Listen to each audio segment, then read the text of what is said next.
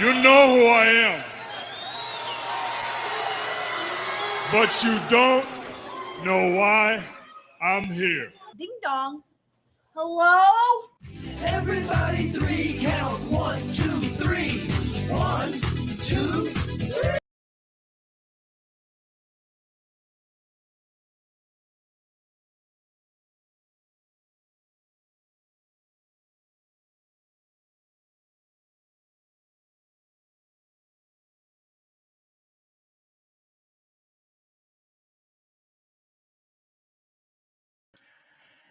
Hey everybody, welcome to 3 Count Thursday. We didn't know that was going to happen, but it did.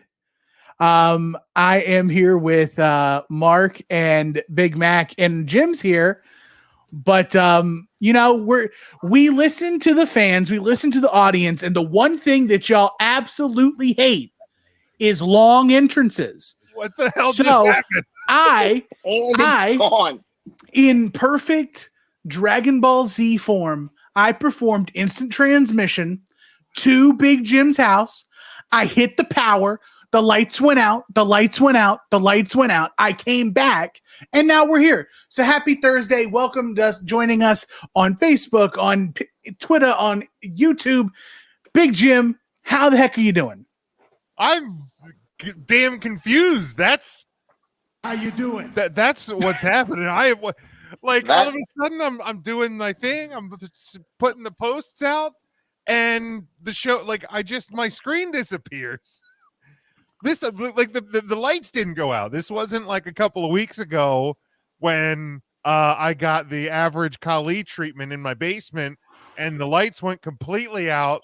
And like I thought I was what I didn't tell you the other week when the power went out is I thought I was dead, because like I'm just sitting here talking. I got literally 6 screens in front of me. I got the lights behind me, and then all of a sudden everything goes dark for like 7 seconds, and I'm just sitting here like, what is this? Am I like between heaven and hell? Like I don't know what. No, it's Cody Rhodes coming back.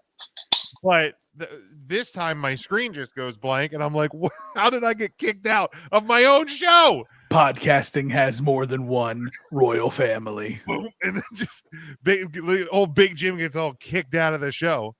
But yeah, I'm here. Do you want to run down where people are supposed to see us, Tim, or do you want me to do things?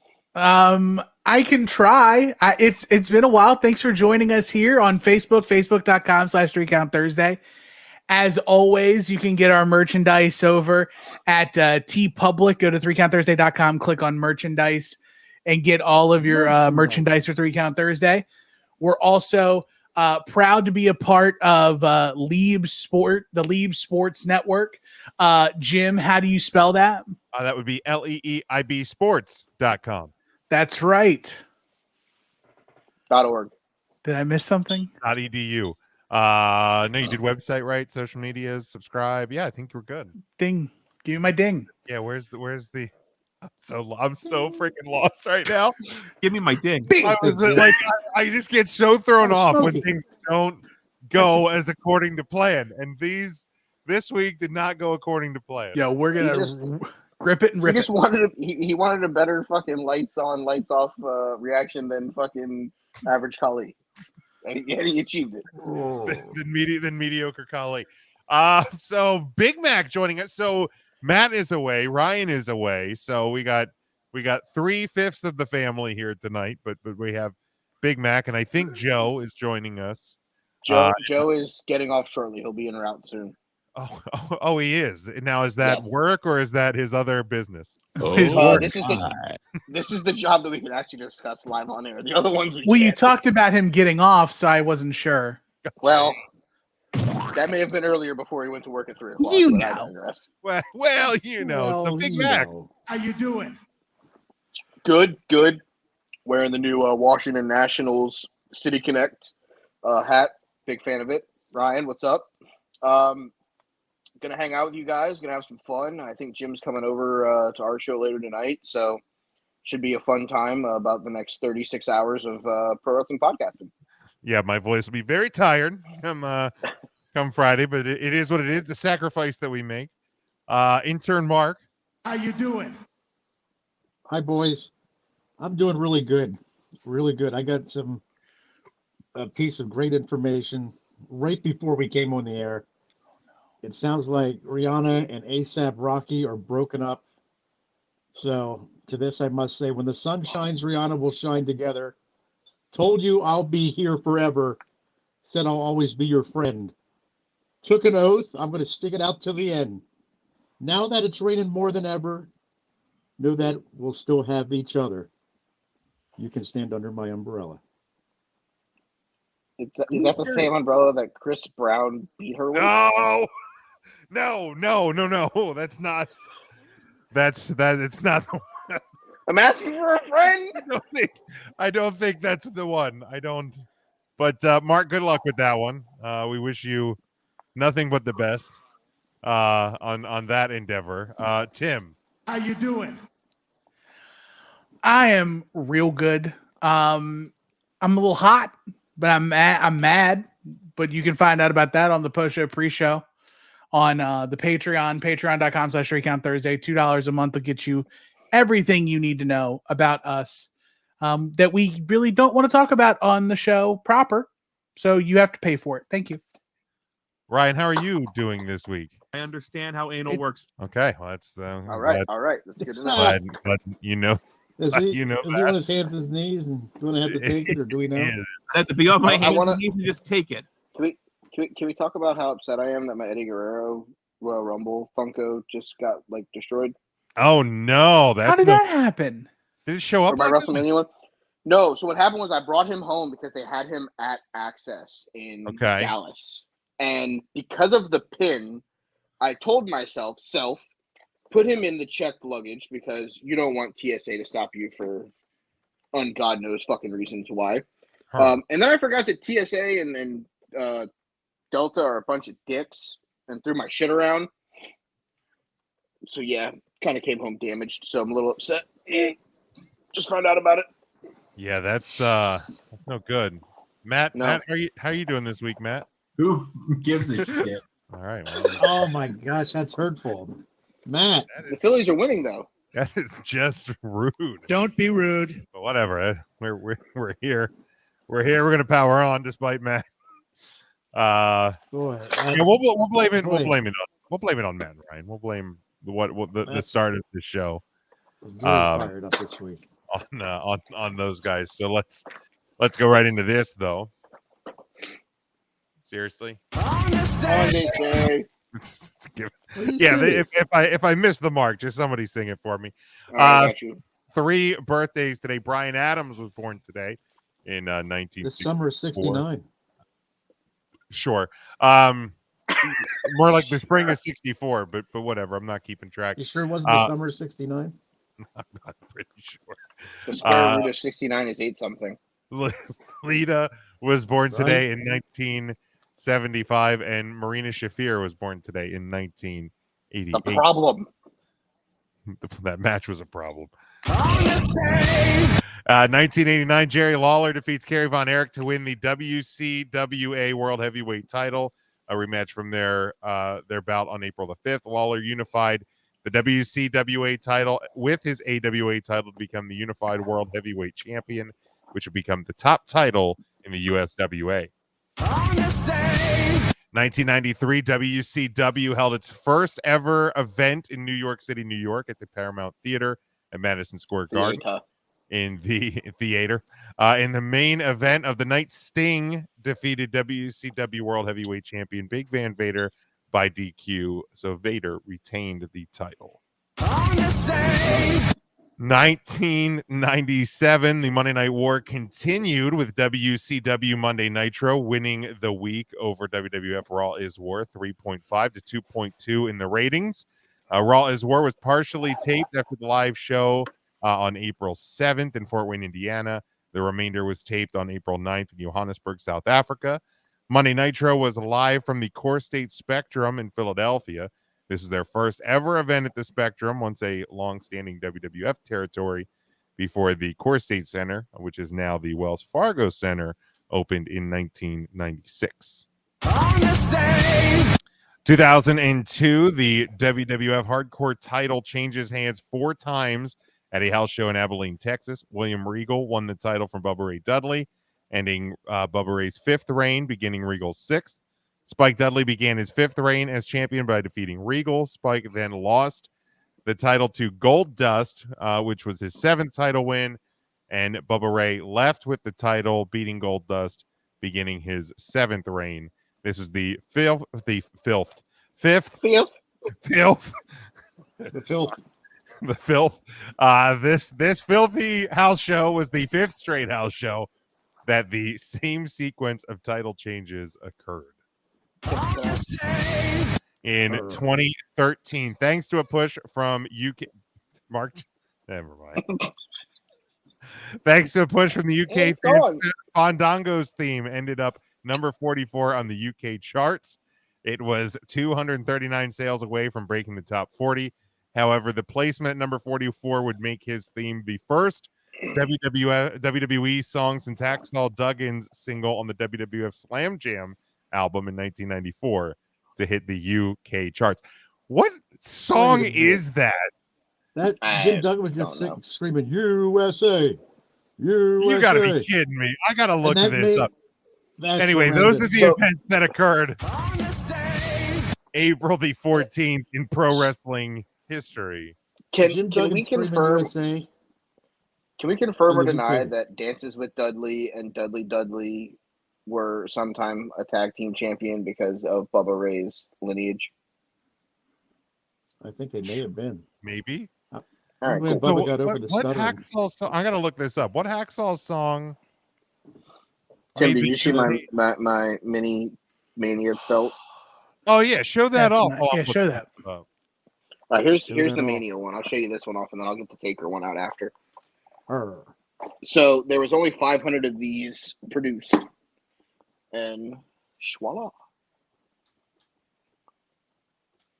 So it's got the 3 snaps, no Velcro, no Velcro, no Velcro. Oh, then it's bullshit. I love the cow print on the back. Big fan. So yeah, it's got Dallas 2022. So my new WrestleMania tradition is going to be buying mini title belts, I guess, from wherever. And then I got this hunker. This is the beast. This was the comes with the urn. Yeah, definitely was purchasing this one. So we'll pull this one out real quick.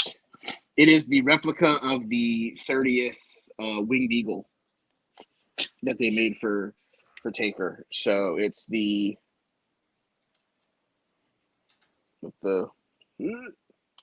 got the Taker logo and all that, and then on the back it's I like it. The purple. Edge is very upset about that. Yeah, Edge is not happy that the and it has the. Oh, that's cool. Yeah, that this side says rest in peace. So yeah, big fan. It comes in the cool little. Ryan does look different this week. He definitely does look different this week. Put in the whole the display case. So I think this is the song. Let's do it. I got the American flag. I got my 2x4. 2x4. The American flag.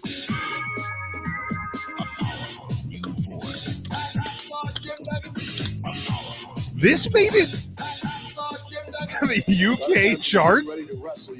Buddy, the United Kingdom is a bunch of animals. This is so bad. You watch soccer. You said a bunch of dumb shit. So sometimes I do get a little apprehensive. So if you want to see the full video, which makes this terrible song even worse, search Hacksaw Jim Duggan USA music video on YouTube. That's the and then you can look up bros before hoes. Jeez. Good Lord. But yeah. Well, it's good to, like I said, it's good to have you back here, Big Mike. But since there's no wrestler of the week this week, we're taking the week off. We have some exciting things planned. But I'm glad you guys were, because I was coming up with the worst of the worst. Yeah, that's going to be a problem when I'm on your show in a couple hours, because I didn't prepare for a wrestler of the week at all. See, I was going with Glacier, Juventud Guerrero without the Adnan mask. Burke. I might just make an Adnan Burke drop this week. I mean, honestly, my top three probably would have been Austin because he dropped the theory because he dropped the Austin. He got stunned so hard he dropped Austin from his name because it gives him PTSD. Number two would have been Glacier because, it's fucking Glacier. Well, yeah, why not? And number one would have been probably like... I mean, Samoa Joe, right? Like, yeah, probably, but sarcastically I would have taken W. Morrissey because he's back in the building where he had his seizure, and now it's no. I'm happy for him. No, I'm not. No, I'm actually happy for him. Like, I'm happy that he's gotten his shit together. Like, that would have been more of like a shout out, like, "Hey, buddy, you got your life under control." Like good job. Kudos. Like, that would have been like I would have went that way. Oh God, fucking Haystack Calhoun. Haystack Calhoun. For fuck's sake! All right, let's do this though. The 3 count question of the week. That's Smokey. That is Smokey. So he's still with us, even though he's not here. He's here in spirit. Is good old Smokey. But a discussion point on Twitter this week, and it stemmed from, I think it was it last Thursday? Might have been last Friday. Tony Khan tweeting about how all the anti-AEW accounts on Twitter are not actually real people; they're bots, insinuating that they are paid for by a certain company in Connecticut. Connecticut. And this isn't the first time that Tony Khan has kind of found himself in a little bit of hot water on from a social media standpoint, with some of his tweets and things. So I just thought, why don't we just bring this one to the table and make it a discussion point? Does Tony Khan need to dial back his Twitter activity? Look, I don't think anybody's gonna deny his passion for his company and for the wrestling business, but sometimes the things he gets into on social media can be a little bit questionable for him and for the company. So anybody have thoughts to lead us off? Yeah, I'm gonna say yeah, he definitely needs to tone it back a smidge. And it's not from anything other than sometimes talking too much causes more harm than good. Sometimes you need to let the company or companies, plural now that he owns two of them, breathe and let the storylines develop and see which route we're going with things, rather than, pull the old school slam radio DJing of like screaming into a microphone like, "You need to get down to 37th Street right now. We've got free pizza." Sunday. Yeah, like that worked back then, but in today where a lot of people are like, "Oh, I can watch this on my phone in 7 minutes rather than 2 hours. I can get what I want to watch out of it. I don't need the guy owning the company like screaming at me. I'm good." And the whole bot discussion, yeah, I've said this on our show. I don't know if Jim, you're on that episode or not. You got enough to worry about with your own stuff. Like, worrying what Vince is doing in Stanford and just talking about Vince and insinuating Vince. Buddy, you don't even have one company anymore you got to worry about. You got a second one you got to worry about. And you got to get that company up to speed pretty quick if you want to try to sell it to your partners to make it a weekly show that you try to get actual television time for. So worrying about what a billionaire is doing in Stamford, Connecticut, when you're a multi-millionaire with a billionaire father in Jacksonville, is like literally like, hey, I'm a member of UPS and FedEx can go fuck itself. I mean, why? Like, what is the point in telling FedEx to go fuck itself? Unless you're Tim, and then Tim can tell FedEx to go fuck itself all at once. But as UPS, why, as a multi-billion-dollar organization, like, why are you talking to the multi-billion-dollar organization that, like, right? And our packages aren't getting there because of FedEx? And like, that's the thing. It's like, so let's just pretend that he's right, which I don't believe for half a second that he is. But let's pretend that he's right.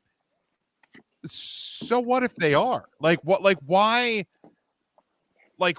breathe that energy to the bots and to the other company that's doing that? Like, it may not be a WWE member of the roster or staff. It may be WWE fans portraying bots, which guess what? You're going to run into because you're now going against their baby. Like, it is what it is, but you're now adding fuel to the fire. And right. You're now telling these people that, hey, I'm acknowledging that you exist. Right. Like, isn't that only going to make it worse? Like, right. Isn't that going to make the problem like worse? And it ain't going to make it go away. No. And here's the thing. Like, I mean, it's not necessarily helping or hurting. Like year to year, you're not gaining numbers. You're not losing numbers. So like what?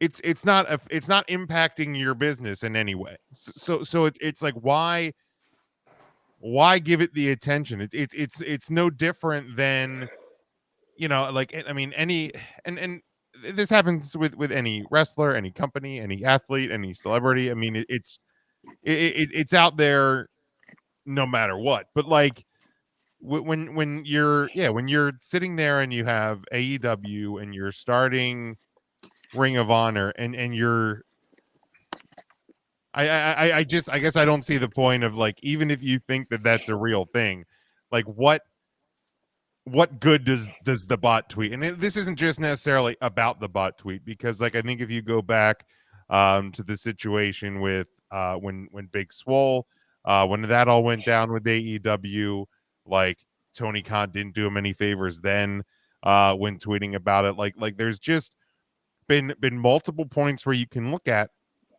and go, man, this is not a good look. In my opinion, this is not a good look for the guy who's leading this company. Like, you want to tweet out every 10 minutes during the show that people should be tuning into TBS to watch a pay-per-view quality show every Wednesday night? Absolutely. Like, that's like what a good, that's an example of like a good tweet by Tony Khan. Like, you're promoting your brand. It is on TV. Like, you have the AEW social media team, but then you also have yourself. Like, to me, it's like this, the obsession with the possibility that WWE is fucking with them. And you know what? If the WWE is fucking with you, shouldn't that be a good thing? Like, because that means if they're fucking with you, that means that you are doing something that is getting the WWE's attention. Like, the WWE is concerned about you enough that they're messing with you.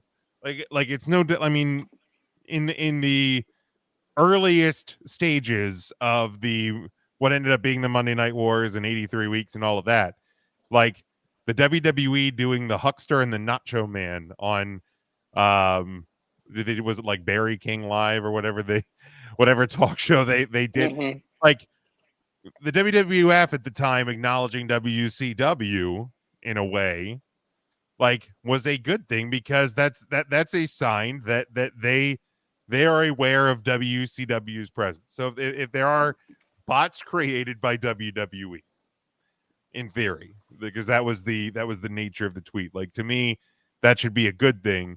Don't give it the air, or if you're going to give it the air, give it different air. Don't just straight out be like, they have bots over there that are targeting us for blah blah blah. Like, make it something fucking goofy on Being the Elite.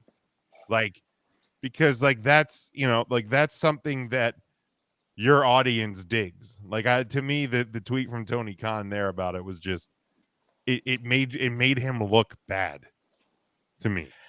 And I don't think it does. I don't think it makes him look bad. There's been a lot of talk from the other side of the aisle that, you know, there's a lot of negative talk about AEW, especially during AEW programming.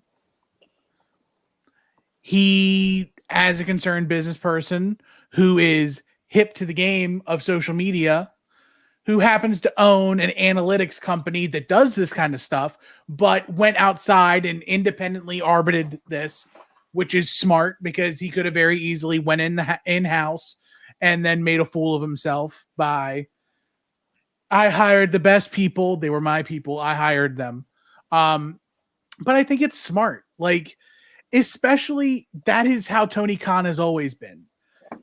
He's kind of been a speak first, and if he needs to dial it back, he dials it back kind of character. You also have to think he's not necessarily a character. He is the owner who is also, like, not to steal like a Conrad Thompson line, but he's like the first fan. He sees AEW as the first fan. So he takes it rather personally.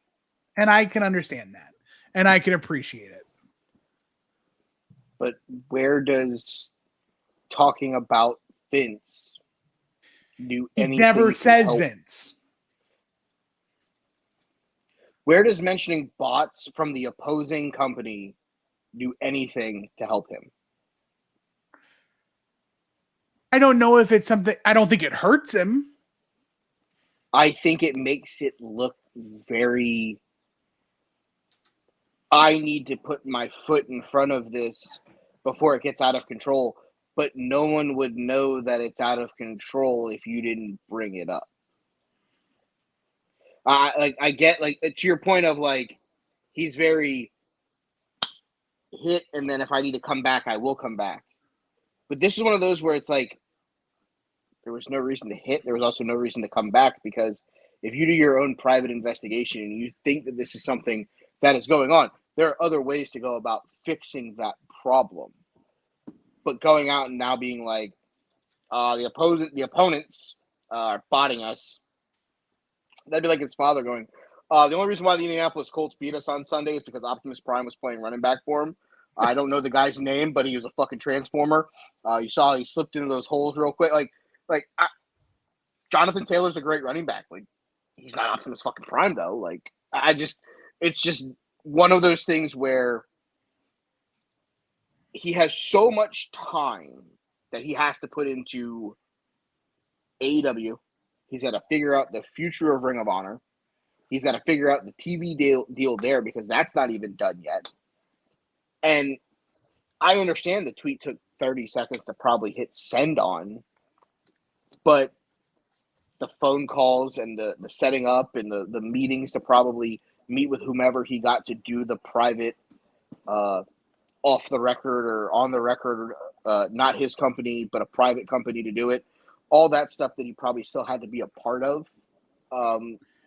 This is time where if you're not going to let the Bucks and Kenny and those guys have a hand in helping you book either of the companies, like, this is a time where minutes turn into hours, and hours can change show formats very quickly. So I don't want it to be a thing where now a show had to suffer because he was worried about a social media bot trolling. I think he has his plate full with the wrestling that he's got to deliver to the masses, to where if Vince McMahon wants to waste $1 billion on a smear campaign, let him waste $1 billion, because one of two things is going to happen. Everybody's going to tune in because Vince is smearing them and they want to see what Vince is smearing, or the people that aren't watching aren't going to watch anyways, and you're not losing anything. Yeah, I think it's not that it's a bad thing. I don't think that Tony's coming off looking worse or negative or anything along those lines. I don't want this to come off as me thinking Tony's doing anything wrong, because that is not the case. But as the owner of two wrestling companies that you have to get shows out for, if someone wants to spend $1 billion telling me that I'm the biggest waste of time in my life, the people that aren't going to watch aren't already watching. They're not. I'm not getting them. I haven't got them. I'm not going to get them. They're already on that side. and that's the side of the fence that they're staying on, and I don't have a chance of getting them. So I'd much rather focus my energy in keeping the ones that I have and the people that are on the fringe, or the people that tune in for the first time because they're like, man, why is this Vince McMahon such a dick to this random wrestling promoter? Let's see. Let's see if like it deserves it. Oh, look, the guys who used to wrestle in the company, John Moxley and Daniel Bryan and Samoa Joe, are having these great matches that they could never have in WWE. I need to come back next week. No publicity is bad publicity, is what I've always been told. So if someone is going to talk about me, right, wrong, or indifferent, my name's being put out there and I'm not paying for it. Yeah. I mean, but this is also to counteract the other side of the coin where there are people who are saying that Dave Meltzer and Brian Alvarez and David Bixenspan are all on AEW payroll and they're being paid to say nice things about AEW. It counteracts that. They said nice things about Vince McMahon for the longest time until somebody new came along. So, I mean, at the end of the fucking day, whether he's paying them or not is irrelevant to the situation. Dave Meltzer's number one priority is to sell subscriptions. So if it's because he thinks Tony Khan is putting on a great wrestling show, which 9 times out of 10, I've been to multiple shows, I've been to a pay-per-view. The in-ring wrestling is great. It is fantastic. I'm never going to take away from the in-ring performers that wrestle for that company. But with as much time as he has to put in to both companies and 2 shows and potentially a third thing with Ring of Honor and trying to figure out what they're going to do with them, let them talk, because let the bots talk, because guess what? Oh, AEW's on social media. What is AEW? A random WWE fans. Wow, this guy's kind of being a dick to this Tony Khan guy. Wonder what the fuck why. You click on AEW and the first thing you see is John Moxley and Daniel Bryan on the fucking webpage. You're like, oh, I remember those guys. I got to go check this out. You know, I don't see I don't see where I would exhaust my energy in going after people that A, don't matter, and B, are only helping you because you're not getting those bots as it is. Because if they're paid for by WWE or if they're WWE lifers that are never going to step foot on the other side of the fence, you're not getting them. And like, to me, like, it's not even so much like each side wanting to fire things across the bow at each other. Like if you're going to do that, if you're going to be in a pseudo war or whatever you want to call it, that's fine. To me, this seemed so weird and out of left field that it just seems almost like paranoid, like the dude's kind of like getting unhinged a little bit. Like, what day did he send this tweet out? It was either Thursday or Friday last week. It was I don't remember the exact day. I know it was. Okay, so we had 2 for sure appearances from Cody, including WrestleMania. Mm-hmm. The second night of WrestleMania, and the attempted thought process that a lot of people, myself included, thought that Roman Reigns was going to announce some kind of injury the following night on SmackDown. You also had Cody on the bump. Cody had filmed like the ear thing. The Cody ear thing from WWE headquarters. Again, I don't want this to be a thing, but it almost seems like it's a reaction to Cody moving on. Right. You said you loved him. You said you loved the fact that he gave you all he had, and you're happy for him and that he's moving on. God damn it, let him move on then. Right. It seems like it just seems very reactionary for no reason. And Cody had a great match on Saturday. We talked about it. The promo on Monday where he staked his claim that he was coming for the title was a great promo. People thought that he was going to be on SmackDown on Friday and be a part of everything. And I don't know if it's the little birdie sitting on his shoulder going, you have to say something. You have to say something now. You have to say something because you don't. Because sometimes, like, letting the other company do something good is going to help you. Oh, WrestleMania was great. In 6 months, when they release somebody that was on that show, right, and he ends up being 6 months, you're giving me a big cushion. All right, fine. Sorry, all right, my fucking bad. In 6 months, when it's Ridge Holland has been released from WWE, and it's like, oh look, Ridge Holland is All Elite. I will quit All Elite Wrestling. Holland Ridge. I'm just using Ridge Holland. New Holland Avenue is All Elite. I mean, obviously, I don't think you're releasing anybody from the New Day. I don't think you're releasing Butch. I don't think Sheamus is leaving. Like, when you think about it, like, insert random name is All Elite. Like, oh, okay, Ridge Holland makes the most sense because, well, it's Ridge fucking Holland. But if that's your next, like, oh, this guy left the opponent. Like, he was just on the great show with Cody. Like, there's going to be somebody that was on that show that's going to be a member of the All Elite roster sooner rather than later. Yeah. Are you going to bring up the fact that they wrestled for another promotion on the night that Cody debuted for them? Like, what are we doing? It's not. I'm not all in on, just having to press buttons sometimes. And I feel like that's what he does with Twitter. Yeah, sometimes most of the time, yeah. Yeah, I think like I said, like even go back to the situation with Big Swole, like he very easily that one should have been left alone. Like he could have just very easily said, sometimes business is business and we move on and we wish Swole nothing but the best, but instead it's like, well, she wasn't good enough. Like, it's just sometimes some things probably should have been left in the drafts. We've all been there. We've all gone back and visited the draft folder and have chosen to delete things and not put them out there. Right. But what makes this what different is this than Eric Bischoff running his mouth about WWF during the Attitude Era? Literally, Eric Bischoff was giving away the finishes to Raw matches. He famously gave away Mick Foley winning the WWF title. That'll put ass. If Eric Bischoff had Twitter in 1997, do you think that he would have been absolutely going off on fake Razor and fake Diesel? Probably, but to me, yes, 100%. Specifically about the right thing, it's the same thing.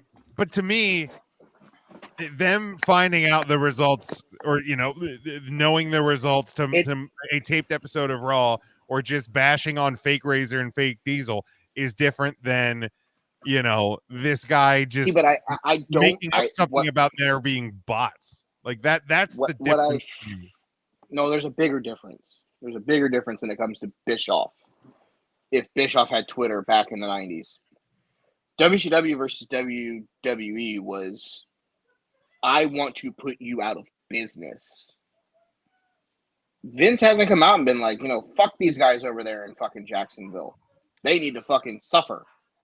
It's kind of been, you want guys that don't want to be here anymore?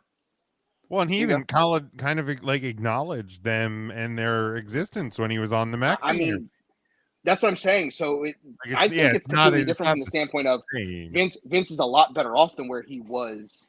Oh, sure. But I think it would have been more, you would have gotten more retaliation tweets from Vince if Twitter was a thing in the mid to late 90s, because he would have had to gone back and forth and stand in the ring and go toe-to-toe with Bischoff because he was fighting for his life. He's not fighting for his life anymore as a wrestling promoter. I love the fact that intern Marcus said approximately 3 words in this topic, but every time I look to my right, he's just shaking his head yes.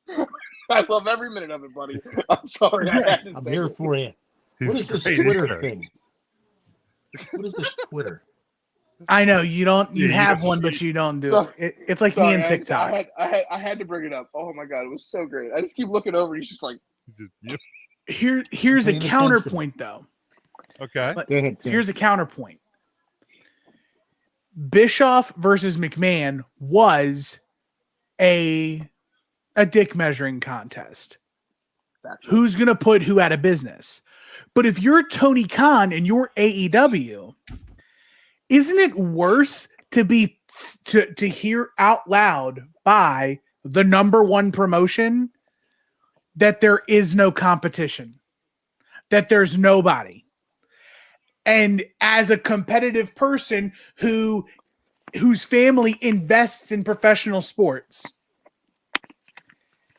being told there is no competition in the field you're in, aren't you going to try to do everything in your power to prove, like, if it takes standing on a soapbox and playing the town crier?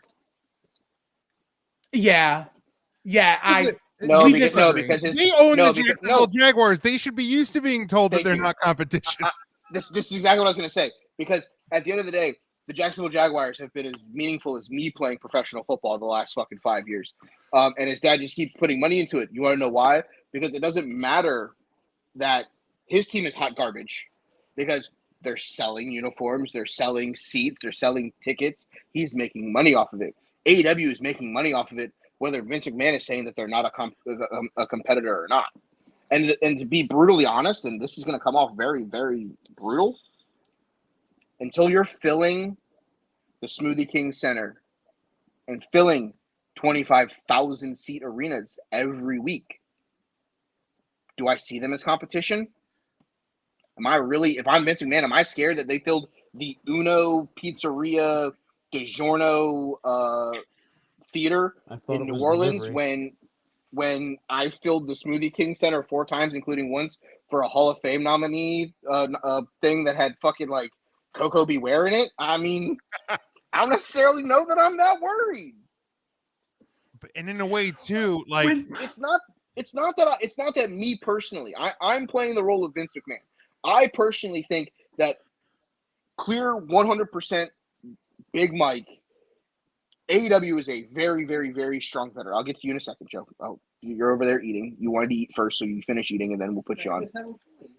All I'm saying is, I'm WWE. I'm not sitting here going, oh my God, this company that just started a year and a half ago is going to put me out of business like Ted Turner did or tried to 25 years ago. Yeah, they're there. We acknowledge that they're there. And when they get to the level that we're at, filling up the Smoothie King Center, filling up Phillips Arena in Atlanta, filling up the American Airlines Center down here, or arena down here in Miami. Now it's FTX or whatever the fuck they renamed it. Stupid. When they're filling that up rather than the concert hall that hosts, like, what would you say the attendance was? Like 4,000 on a like filled for like a concert that wouldn't take up the ring. It's like 5K. Like, I want to believe in this company. I'm not that guy that's saying shit it, flush it down the toilet and move on. But if you're WWE, I'm not worried that you're filling up a 5,000 seat concert hall. I'm worried when you're filling up 25,000 every week. That's when I'm like, all right, they came to play. They want to come after us. Now they're on our ass. I think what this boils down to is the definition. It's the definition of sports entertainment versus professional wrestling. That, like, hi Joe. In Vince McMahon's world, they aren't wrestling. They're entertainment. Correct. So ticket sales matter to him and merchandise matters to him. But Tony's the wrestling guy. I was thinking this while Mike was speaking because I can only hear Mike speak. I had my headphones in. Yes, you did. I was robbed of hearing your beautiful voices. Looking at you, McFoley. Anyway, so I think that frankly, WWE is never actually going to look at AEW as competition because there's no reason to. They can exist in the same realm without it having to be only one can survive. WCW and WWF had that mentality, but they didn't really need to have that mentality. Like, I don't think Vince McMahon was ever actually trying to make WCW go out of business. I think he was trying to fight for his company to survive.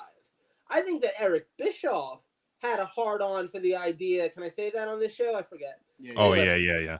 He had this obsession. That's the first hard on reference from him tonight. It's big. Guys. It's enormous. Thank you. So Eric Bischoff, being the he that I'm talking about, had in his head, oh, I'm going to kill the king. I'm going to slay the dragon. I'm going to put these guys out of business. He's going to be the 1 in 21-1. Exactly. No, but exactly.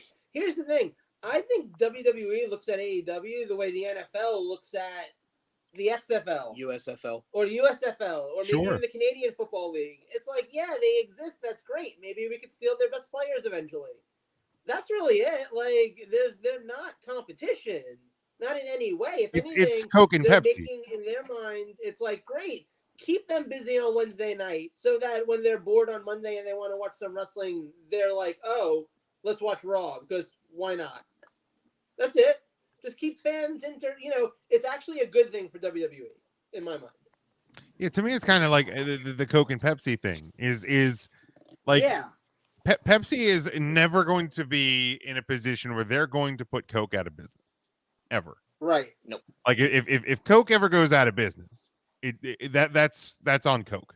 That's not on. They made that stupid ass Starbright fucking Coke. And I didn't think it was that. I bad. like it. I thought it was actually pretty tasty. It was all right. tastes like astronaut cotton candy. I'm trying to figure out. Yes. The taste. Yeah, it did. It's cotton candy. Yeah, it did. Yeah. I'm sorry. I'm not you. I don't think about astronaut cock. I thought you were going to say astronaut cock. I'm just saying. Astronaut cocks. I think it's What time about for a that- break. What about that Pepsi Nitro? Let's talk about that.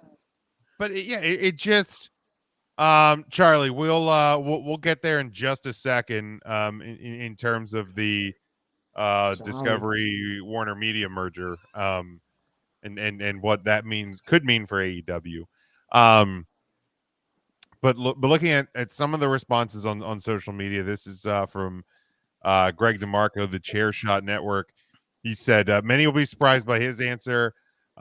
Tony Khan does not need to dial back, so I think he's kind of in Tim's camp a little bit. He says, yes, he's a fucking tool on Twitter, but it works for his fan base. He's not growing his product that way.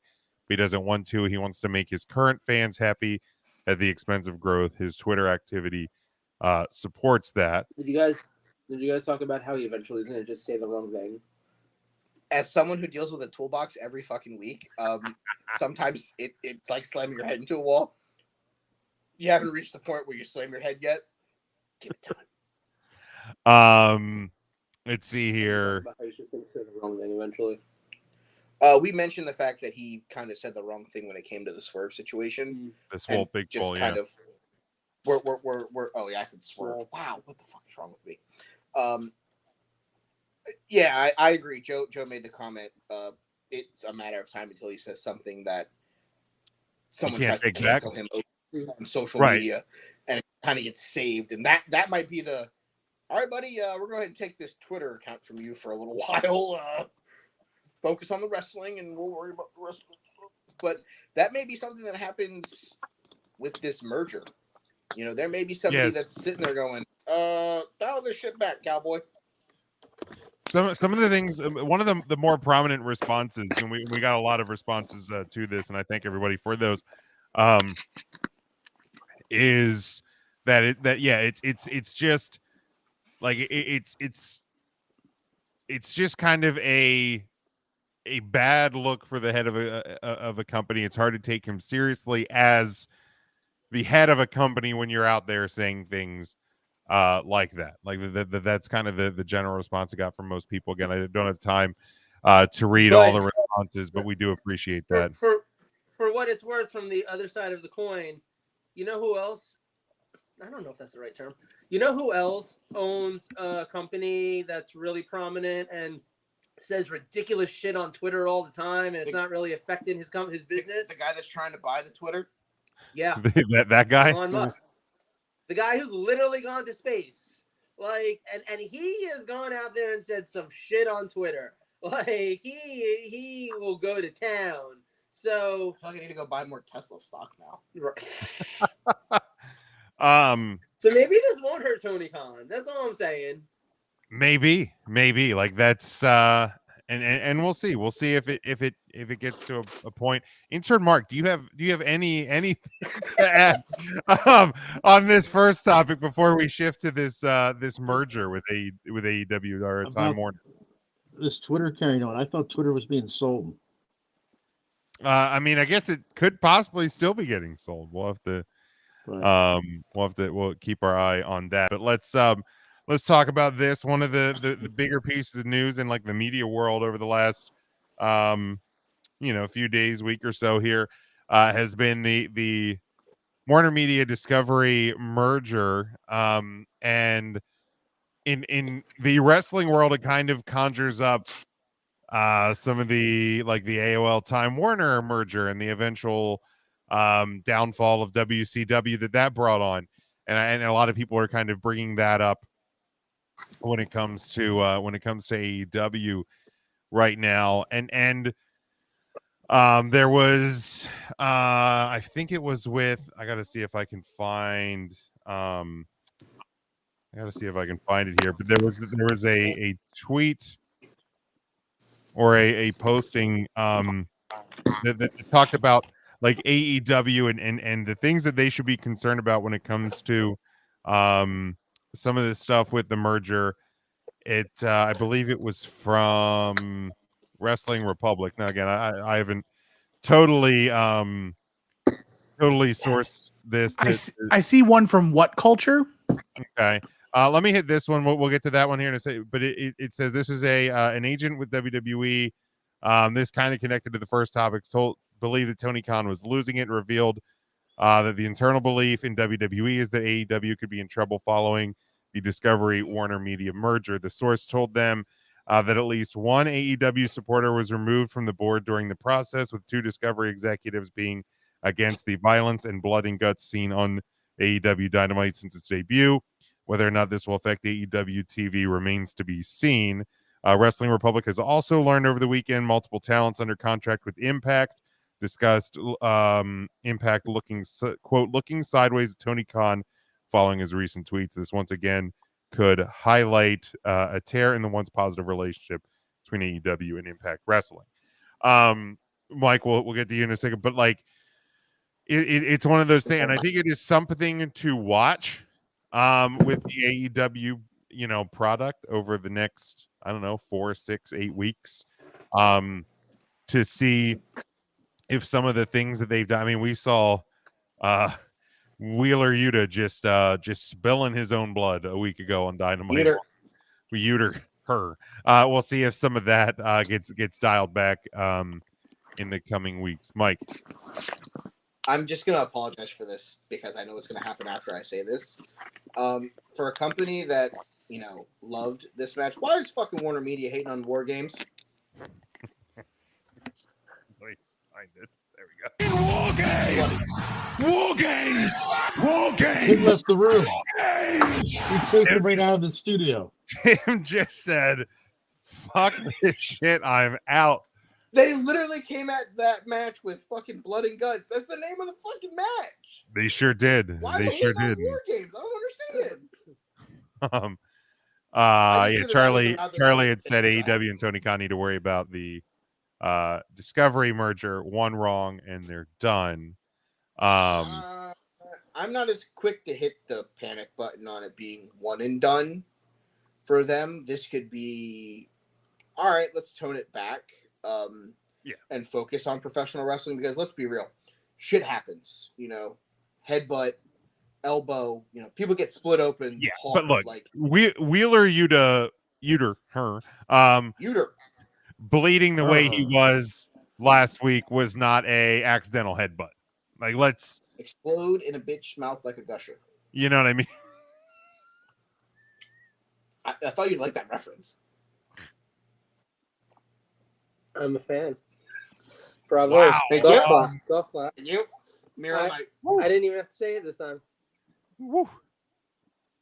I'll make it wet bottom too. How do you like that? Make it wet bottom. How do you like that? Are you serious? But where's Tim? Like he did not want to hear about working.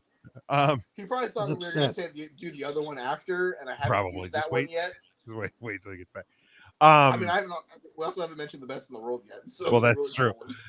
But like, here's the thing too about the AEW TV is right now it's still the number one program on Wednesday nights for like cable or what, you know what I mean? Like it's with the so exception of the NBA playoffs this week, right. Yeah. Well, yeah, and But that's I mean, an anomaly.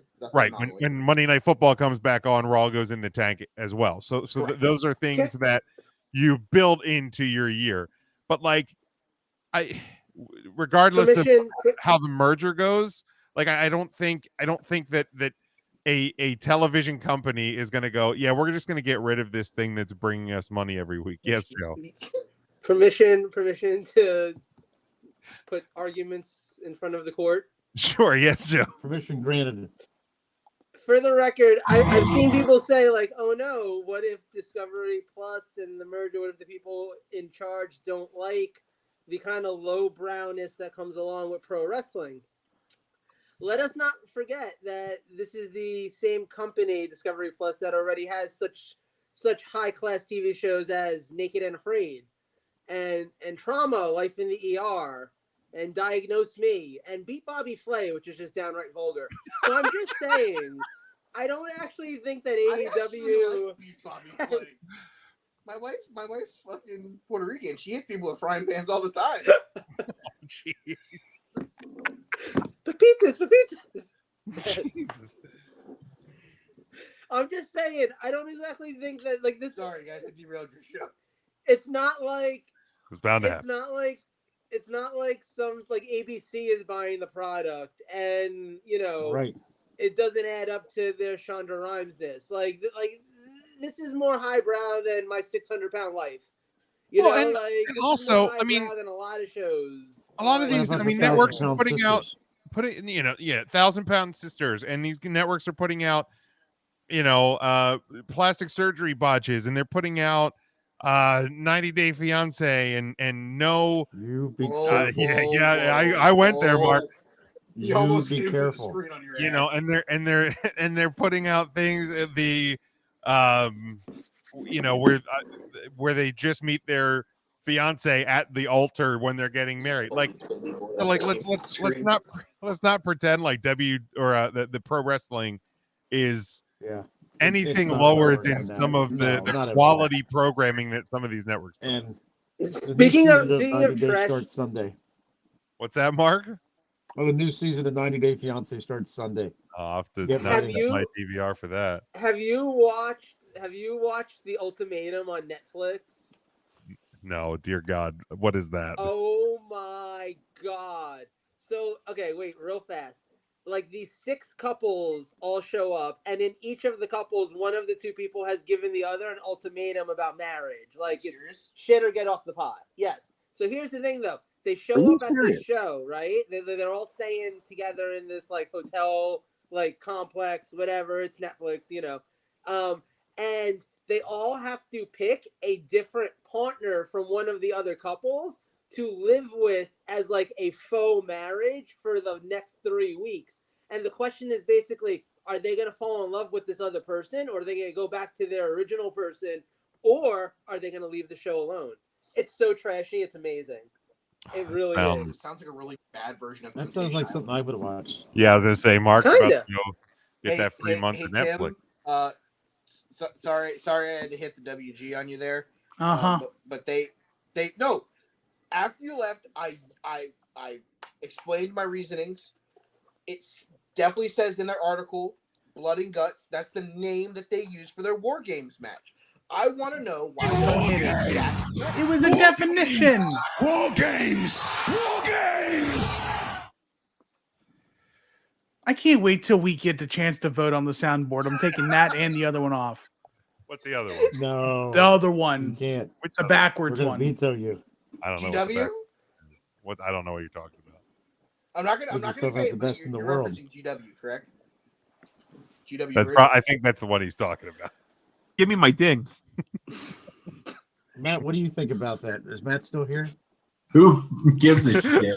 Yeah, he still doesn't care. He still does not care. That's kind of hurtful. We're all living that dream. Charlie says he's not saying they'll lose their program. They could very easily become WCW and Discovery. Says we won't control the product that they put out. I mean, I suppose it's possible, but I also think that the television landscape today is very, very different than the television landscape of 20 years ago when the AOL Time Warner merger and the eventual end of WCW happened. Like ratings and programming and stuff, programming itself is different. The rating systems are much different. Like it is a much different world in the terms in terms of media, and really, like, if you have a program that is getting anywhere between 870,000 to 1.1 or 1.2 million viewers a week on Wednesday nights, and is at or near the top of the cable ratings, I have a hard time believing that at this point a company is going to move that and get rid of that and get away from that, because like you don't just get rid of that in my opinion. Now, I don't know, I don't remember what the length of their contract is. We'll see as that negotiates. I also think the way that they negotiate their next deal is going to depend on how WWE negotiates their next deal with NBC, Universal, and Fox. So that'll come into play with it as well, because and goes back to the other point of, like, neither company wants to put each other out of business. To me, especially, AEW doesn't want, and trust me, WWE is not going anywhere, but AEW doesn't want WWE to go anywhere, because the more money WWE can get for their programming, the more that AEW can get for their programming, and I think that's critical to it as well. Here's a question. I want to see your guys' opinion on. Let's say the worst case scenario did happen though, and AEW lost its TV contract. They don't renew it in a couple of years. Dynamite doesn't have a home. Rampage doesn't have a home. Can AEW survive without that? Can they figure out another way? Are they a big enough company at this point? Do they need TV? Because like you said, TV is such a different thing in our day and age. Like, you're not actually dependent on being on a network to get your product out to people. And you also don't need to charge people $10 a month to be on pay-per-view or anything either, or $10 a week or whatever Jeff Jarrett was fucking doing. So I feel like we are in a different place. Like, could they survive? That's JEFF. I think there needs to be a place for their TV, for their programs that isn't YouTube. I think there needs to be a premium. I think there needs to be a premium location for their programming to be. Now, whether that's like a Netflix, whether that's a HBO Max, whether that's an ESPN Plus, something. Somebody, I think Tim, where somebody's paying. I think Tim knows where you can find it. Right on the cock. Thank you. Like as long as there's some place that people are paying to something for it. Something for it. I think that's important. Charlie says here, so if the person who comes from Ace of Cakes and Oprah saw the Nick Gage spot with the pizza cutter and light tubes, you don't think she's gonna freak? Okay, well, if somebody's watching Ace of Cakes and they turn on a botched plastic surgery show where they're showing somebody's face get cut off, isn't that going to shock them as well? Like, but I think we're looking at too much of what's going on the Discovery Plus app. There's no random soul that's coming from Discovery or HGTV or TLC that's like, oh, I just watched this lovely cake show and I'm gonna go flip over here on the channels and I'm gonna find, oh my god, it's a pizza cutter to this guy's face. Like, yeah, you're not and the fact of the matter is you have to hit a start button on most apps to start a show. Like, you're not going to put an AEW match where Wheeler Yuta bleeds like a gusher on a live stream where it's a continuous loop of things that are going on Discovery. I mean, you're going to go, oh, let me put a match where it's a good wrestling match Nobody gets fucking hurt. Nobody bleeds to death. But hey, if you want to see that match, like if you go over here to the AEW tab and click the button, you'd be more than glad to hit that start button. Then you have no qualms about what happens afterwards. Right, but I think in this scenario, it's assuming AEW is still on TBS. So like if you just flip over to TBS and Nick, because that Nick Gage spot with the pizza cutter was on Dynamite. So you know, if we're still assuming unless you're looking for friends. Well, and here's my next and here's my next question too is like how many people that are flipping over aren't like are you how many people just flip channels anymore if you're watching that's what I'm saying. Right, you're scrolling a TV guide. Yeah, Fran, who was watching Cake Wars, is not just gonna go, let me press a button. Okay. Scroll through the channels and be like, oh. So Charlie says he's not articulating himself. He said the woman who is now in charge has a background in the Food Network and working with Oprah. Okay, but like, sound good. If you see a ton of dollar signs from something, right, don't necessarily know that you're gonna just push it away because of a situation where you can then walk up to the doors of Tony Khan and be like, yeah, okay, that happened. Never the fuck again. Right, and that's the thing, because here's the deal. Back in the 90s, the WWE lost some sponsorships because of some of the stuff they were doing, and they tweaked the product a bit and didn't go down certain roads ever again either. Like it's not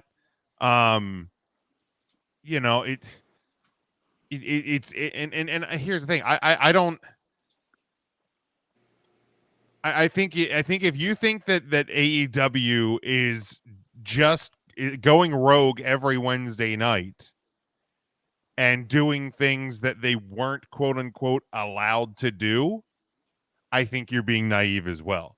I don't think AEW is just going out there and saying, hey, let's bleed like a stuffed pig tonight during the main event. Like if they weren't allowed to do blood, if they weren't allowed to do you know, the Britt Baker versus Thunder Rosa, you know, lights out match on Dynamite, if they weren't allowed to do the Nick Gage spot on a Wednesday night, it wasn't going to happen. Yes, Joe? Self high five. All right, 2 points. Number one, I'm really excited for the eventual cross promotion because I will tune in to see Sammy Guevara and Tay Conti on Naked and Afraid. Number two, I know where my attention will be. Anyway, number two, it turns me on. One difference I think you have to. His song does say, "This is my moment to shine." One key difference I think you have to remember with like AOL Time Warner merging and this situation is back in the day, and you were sort of alluding to this earlier, Jim, what you were saying. When they merged, when AOL Time Warner merged, it's like, okay, so now we have these like 10 TV channels to put our different things on. Wrestling doesn't have a home on any of these, yada, yada, yada. This merger, Discovery Plus, TBS, TLC, there's like 40 different, yes. There's like, no, T-Bow's Left Eye and Chili. There's like 40 different avenues for places that you're going to put different products. So like maybe you decide that you don't want, like you're not going to put an AEW show on the Food Network, but. Yeah, you are. Brandy Rose's cooking show. Shot at Brandy. She doesn't work for a company anymore. She don't work for any company. She don't work. Exactly. Before I have to go help my wife bringing groceries, that's going to be a thing. They're on the perfect channel. TBS is the perfect channel for them. It was what we had associated with Braves baseball. You have things that are on there that are sports related. I feel like TBS is like the station for sports. I know TNT has basketball and hockey and all that bullshit. But if you're going to pick a station to turn into the sports station out of those, like if they're not on TNT, they're on TBS. Like either of the two of them are fine. Yeah, you're not putting a TLC match on TLC, even though that'd be fucking hilarious to try to commentate through. Welcome back to TLC on TLC. It's like the fourth wall fucking getting broken down. Yeah, I gotta go help them. Charlie says the highest rated program ever in Turner history is Nitro, plain and simple. Where are they now? Again, they paid a lot of money to a lot of fucking really old degenerate idiots.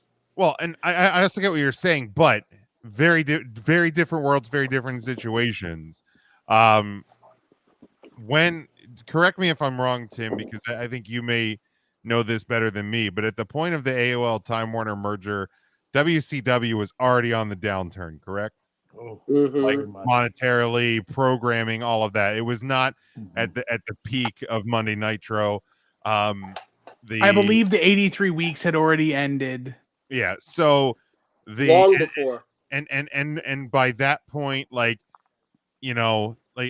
wrestling, because of the nature of the time, I think there was definitely a bit of a stink on wrestling, and the new powers that be just didn't care. Again, I think looking at a 2022 landscape in terms of television, if you have a product that is making your station money, bringing eyes onto your program, and is working well seamlessly between TBS, TNT, and the programming that's on there. I mean, because here's the deal. What else? Let me put it this way. What else are you putting on Wednesday night at 8:00? More reruns of The Big Bang Theory? No, I think AEW Dynamite is doing just fine where it is. What are you putting on TNT on Friday nights at 10:00? Shawshank Redemption for the third time in a row? No, we can throw an hour of wrestling on there as well. So I think, it's you go back to the year 2000 and MTV wasn't showing 23 and a half hours of ridiculousness every day. Like it's a very different situation now than it is back then. And let's keep in mind too, WCW didn't go out of business because it was vulgar and all these things. Now, there's a point to be made that TBS and the powers that be, and this is before the AOL Time Warner merger. This is like pre that. This is just like answering to the people who are in charge at TBS and Turner. They were already neutering the show, taking away some of the more edgy aspects when they started to grow tired of that and getting all the complaints and all of that. And yeah, you could argue that the neutering of it did help lead to the downfall. Like, that's definitely an argument. So maybe there's room in there for what if AEW gets neutered? Like, what if they're not allowed to show blood anymore? What if they're not allowed to have these kind of crazy fights anymore? Could they survive that kind of tonal change? Because I've said for a while, I think that AEW is Tony Khan booking ECW, his version, with a lot more money and actually checks that, don't bounce. So what happens if you neuter ECW? We've lived through that. We lived through WWE ECW. We know what that kind of looks like. So might we end up with a wrestling zombie at some point on AEW? Very possibly. We did end up with an NBA Indian basketball star last night who nobody wants. So Charlie kind of finished up his point. He said that Bischoff lost his power to Turner. They want to control the product. They couldn't compete with Raw. Here's another big difference between the two. To me, is if Eric Bischoff didn't have the money that Tony Khan has, like TNT and TBS could ultimately neuter Dynamite and Rampage. Could possibly, like, yes, Tim? Another big thing is that AOL Time Warner owned WCW. Right. They don't own WarnerMedia. Discovery doesn't. That's where I was going. Like, right. AOL Time Warner killed WCW because they could. TNT and TBS could ultimately kill Rampage and Dynamite. They can't kill AEW. AEW can go to Netflix. They could go to HBO Max. They could go to Paramount Plus. They could do something of their if they really wanted to, they could create the AEW network and just have Dynamite and Rampage and Dark Evolution and Dark Elevation and Dark Falutin and all of the dark shows on the AEW network and do the pay-per-views on there, and you do a $10 subscription a month to be able to watch TV. And then, if you want the pay-per-views, you have to pay a premium cost for that. Like AEW can exist without Turner and without WarnerMedia and Discovery and all of that. That they can't kill the company. They could kill the TV theoretically, but I also think when you're getting and again, this is numbers wise, this is not anywhere near the Monday Night Wars, but when you're getting a million viewers a week, somebody's probably going to grab that. I mean, I don't see a situation. No, I don't think they go to fight. I don't think they go to YouTube, Charlie. I mean, theoretically they could, but I think that they're going to look for a better landing spot, and I also think they're going to do it a lot better than the NWA is doing, or they're going to be more successful at it because they have a built-in brand, they have a built-in audience who will seek out that product. They also AEW has more media connections, yes, than the NWA. So the discovery situation, although is something to keep an eye on with AEW, I don't think it's in the realm of what we saw with WCW and AOL Time Warner. So let's guys just pause here. Let's hear real quick from our secondary home, where you can hear us stream every day, and we will be back with the second half 3 Count Thursday live. Promotional consideration paid for by the following. Are you looking for a place to listen to your favorite music and sports? Look no further. WLSN, the Lieb Sports and Music Network, is a web-based music and sports network. Our network was created to provide authentic, high-energy entertainment through live streaming to a national audience. We play popular music while hosting podcasts from all over the world. Curious? Check us out on the web at liebsports.com. That's LEEIB sports.com. Or find us on the TuneIn Radio app. Got Alexa? Just say, Alexa, play WLSN on TuneIn. WLSN is America's #1 blog-themed sports and music network.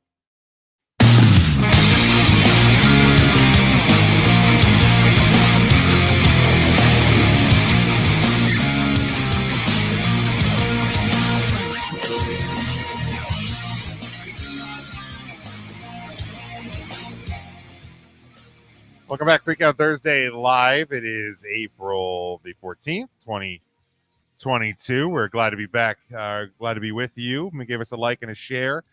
If you are following along with us live, make sure you subscribe to the show on all podcast platforms, YouTube as well. Check out our merchandise over at tpublic.com.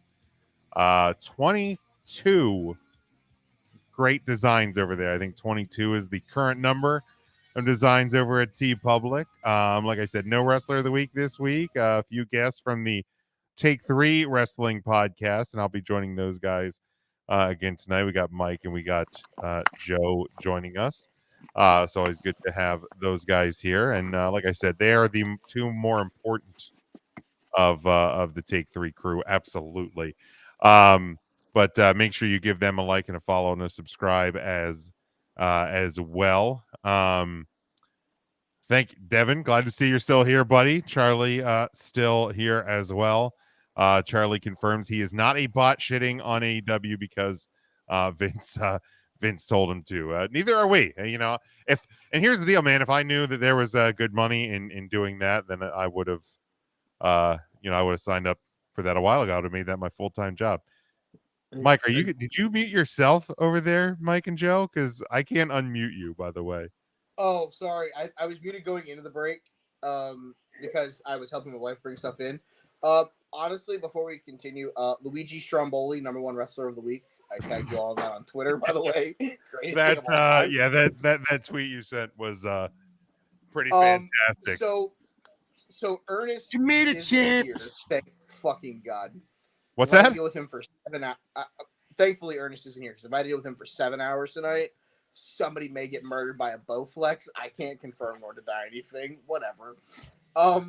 Joe, dude, his computer wouldn't be able to stay on for 7 hours. Come on. No.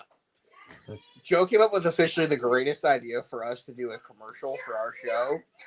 Joe, I'm gonna let you pitch it because you do it better. I think we should do it. I think we should do a take 3 where it's like an opening credits of a '90s sitcom, like like you have the theme song. It's like like everywhere you look at, it's like Mike like opening the fridge. It's like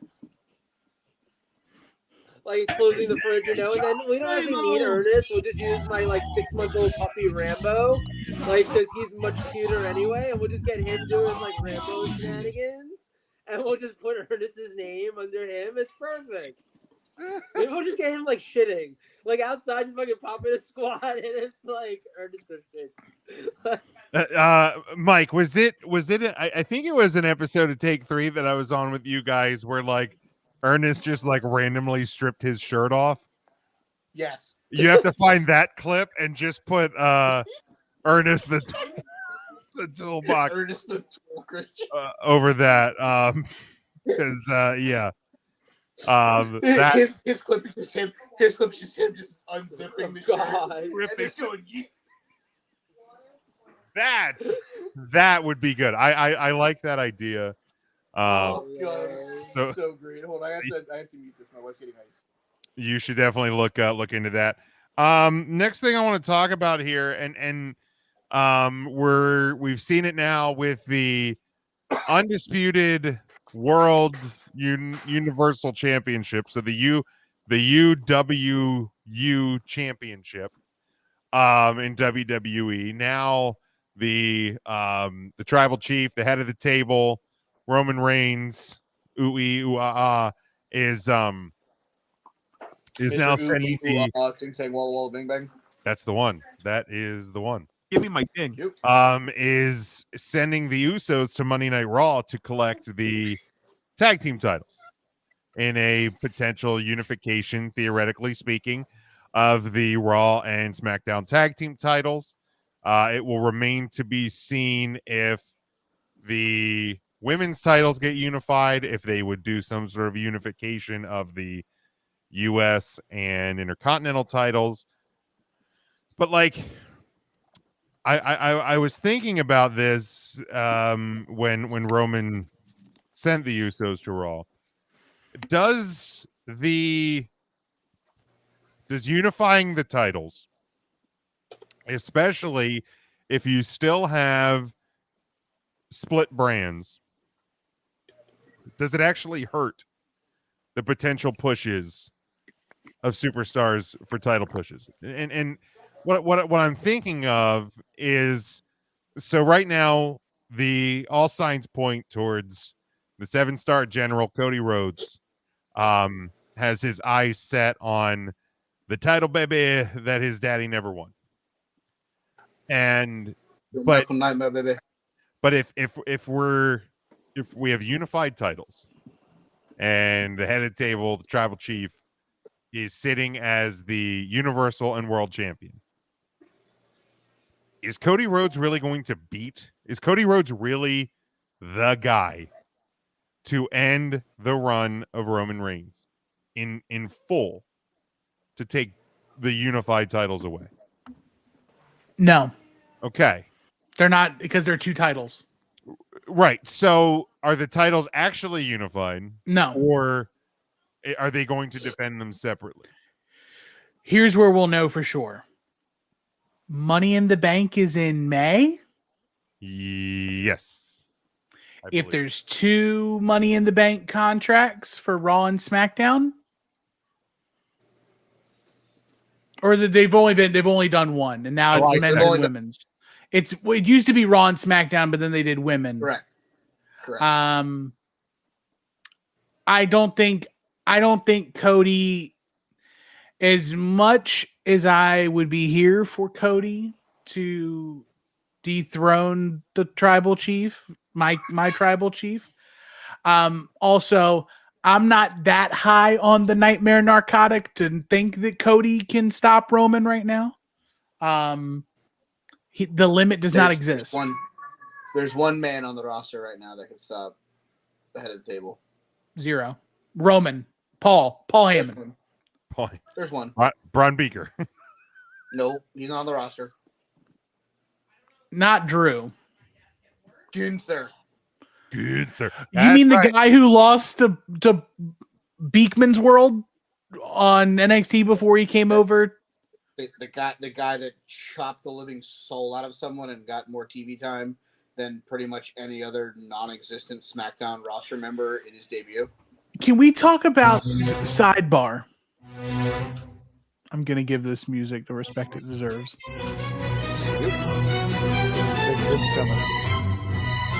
R.I.P. by the way.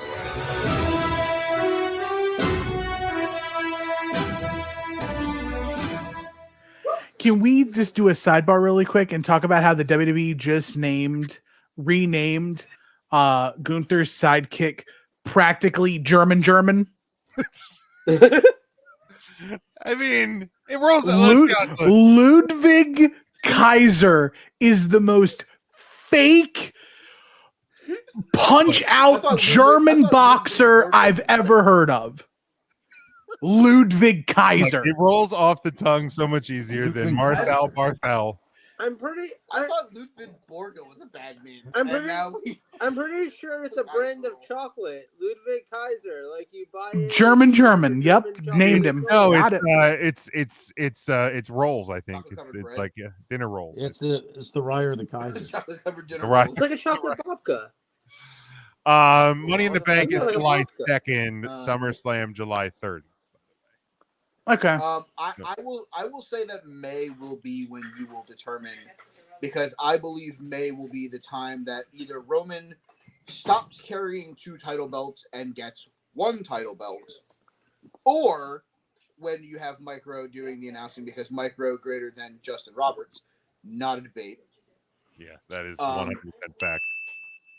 When he says that you can cash in for either a shot at the Universal or WWE, or if he says the unified WWE Championship, that'll be the dead giveaway. Because until then, I don't think you're actually going to get Mark, I think he he's broken. Dead giveaway. Dead giveaway. There's some more titles up in that house. There's some foes. Please help me get out. They couldn't open the door. If they unify the tag fit titles, through the can they door. bring back the good belt? Holy ham. Dead giveaway. If they want those tag titles, they're going to kick the bottom. But There's some more tag titles up in that house, Jim.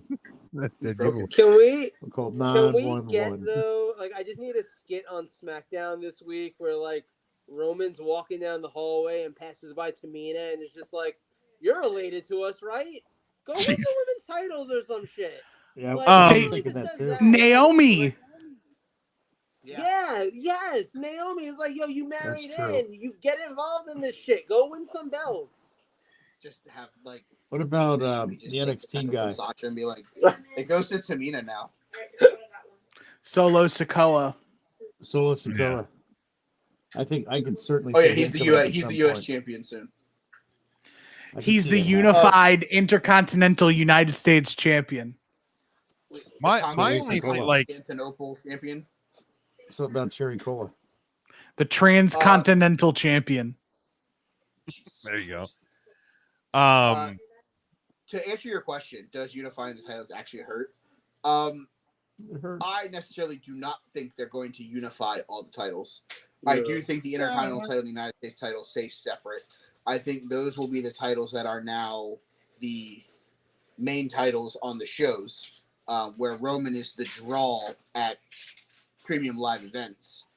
But they haven't cared about the tag team division, kind of like how much my wife cares about making noise in the background right now. 0. Sorry, guys. I apologize. Being a kid. I'm sorry. See, my wife doesn't hate me like Ernest does. Right? I was gonna say, like, she's super nice. She's So super that's nice. what You come in here yelling at me. Yeah, let's not go that route. That might Come in open here up yelling at me. the Look, because Ernest I'm not even gonna say it because that toolbox will go play the clip and then I'll get yelled at again. I actually like his wife. Ernest brings this upon himself because Ernest is an idiot. But I digress. We'll get back to the topic now. Yeah, he sold me out, man. He sold me out. It was dirty. I personally think that they don't give a fuck about the tag team division, and they haven't since 1997. Unifying the tag titles isn't a bad thing because now the Usos can go have matches with the Dirty Dogs, the Street Profits, RK Bro, Shush, Alpha Academy. Shush. So I look at it that the tag team titles being unified does not hurt WWE as much as them unifying the mid-card titles, because now you have 937 wrestlers fighting for one mid-card title, one title they have zero chance of beating the champion at, or being put together in a tag team to face off with Gunther and German.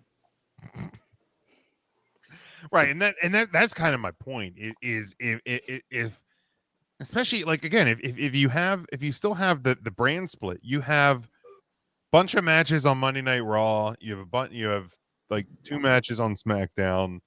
Like if you only have one mid card title, I mean, hell, the mid card titles as they are, like they don't tend to mean a whole lot. So it's like, I mean, I guess theoretically, if you unify them, you could book them better. But I just think with the main title scene, if you have no shot, if you don't break up the main titles, this God run that Roman's on, nobody's ending that. Cody's not ending that, and then you've already, because to me the easy money is Cody as champion sometime by SummerSlam.